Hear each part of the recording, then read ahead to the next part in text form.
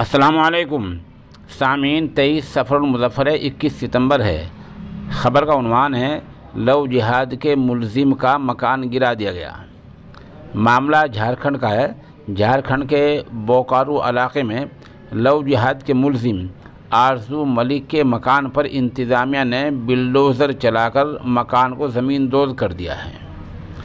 इल्ज़ाम ये है कि आरज़ू ने धर्म छुपाकर हिंदू लड़की से शादी की, फिर लड़की को अपने दोस्तों को सौंप दिया और इज्तिमाई असमत-दरी की।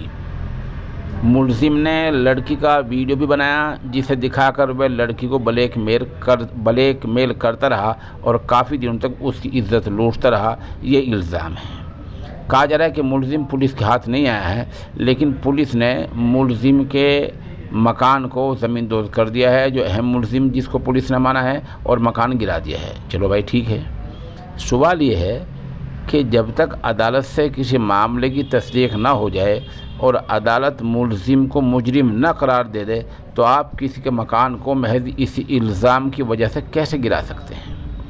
इस सवाल के जवाब को तलाश करने के लिए हमने काफ़ी गौर किया। हमारी समझ में कुछ नहीं आया। हम समझते हैं कि मिली तंजीमों को इस बारे में आगे आना चाहिए और महज ये सोचकर कि मसला ज़िना का है खामोश नहीं रहना चाहिए। झूठा भी हो सकता है, सच भी हो सकता है, ता वक्त है कि अदालत का फ़ैसला ना आ जाए।